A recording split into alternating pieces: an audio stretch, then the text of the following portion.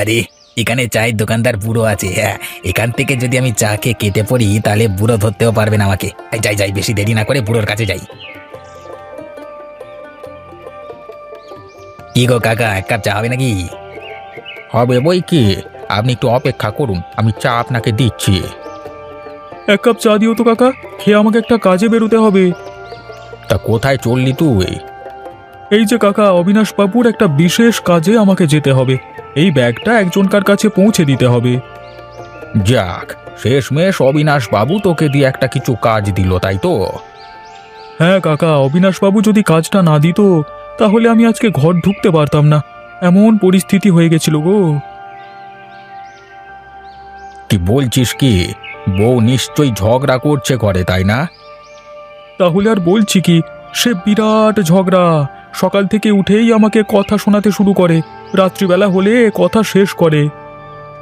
বাড়ির পুরুষ মানুষেরা যদি কোনো কাজ না করে তাহলে এক বিশ্রী ব্যাপার।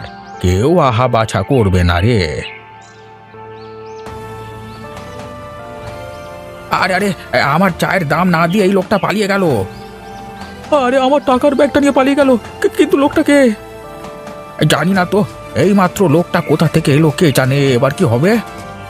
তোমার না হয় 5-10 টাকার ব্যাপার, আমার তো হাজার হাজার টাকার ব্যাপার কাকা। আমাকে এবার অবিনাশ বাবু আর ছেড়ে কথা বলবেন না। এবার ঘর থেকে কেন মনে হচ্ছে আমাকে এই গ্রাম থেকেই তাড়াবে অবিনাশ বাবু। হায় হায় হায় হায়। কই গিন্নি, তাড়াতাড়ি খেতে দাও দেখি। খিদে তো পেটটা একেবারে চুই চুই করছে। তা কখন খেতে দেবে আমাকে? দিচ্ছি, দাঁড়াও। একটাই তো হাত আমার নাকি? যদি ঘরের কাজে একটু সাহায্য করো তাহলে তো একটু ভালো হয়। ঘরের কাজ করা আমার দায়িত্ব নয়, তার জন্য তুমি আছো। বাইরেও তো তুমি তেমন কোনো কাজ করো না।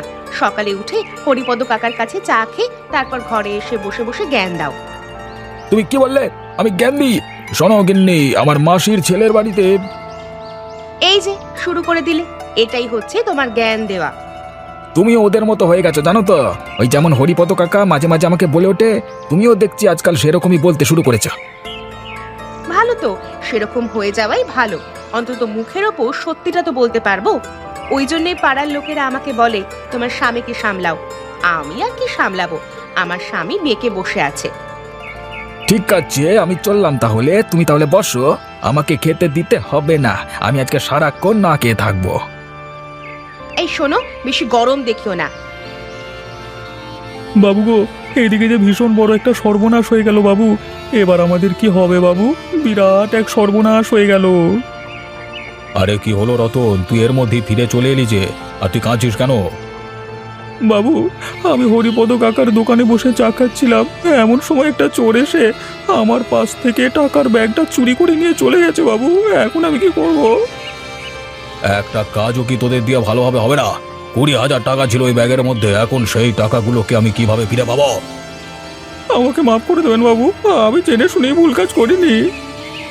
না না না না, আমি ওসব দেখতে পারবো না। তোকে যেখান থেকেই হোক আমার টাকার ব্যাগটা জোগাড় করে এনে দিতে হবে।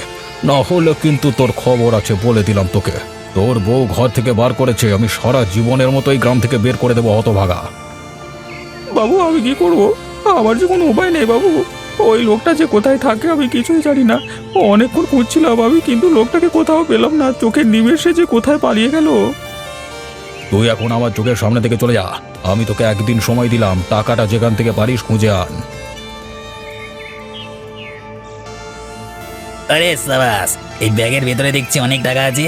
আমার ভাগ্য যে এতটা ভালো আমি কল্পনা করতে পারিনি। হ্যাঁ, এই টাকাগুলো নিয়ে আমি এখানে মোটামুটি মাস 3 জমিয়ে খাওয়া দাওয়া করতে পারবো, তারপর আবার অন্য কথা। মাস 3 নয়, হয়তো 1 মাস তুমি ভালো করে থাকতে পারবে, ভালো ভালো জিনিস খেতে পারবে। এই কে রে বাবা, কি চাই তোমার এখানে? কি কি চাই? চুরির টাকার ভাগ চাই। যে টাকা তুমি চুরি করে এনেছো তার অর্ধেক টাকা আমার চাই। আর যদি সেই টাকা আমাকে না দাও তাহলে আমি তোমাকে ধরে আমাদের মোড়ল মশাইয়ের কাছে নিয়ে যাব। এই নানা দাদা, এই কাজ করো না। আজকে অনেকদিন বাদ এত টাকার মুখ দেখলাম, তুমি এরকম করে এসে কেচিয়ে দিও না সবকিছু। বেশ, দেব না। তাহলে তুই আমাকে টাকার ভাগ দে। আচ্ছা বেশ বেশ, তবে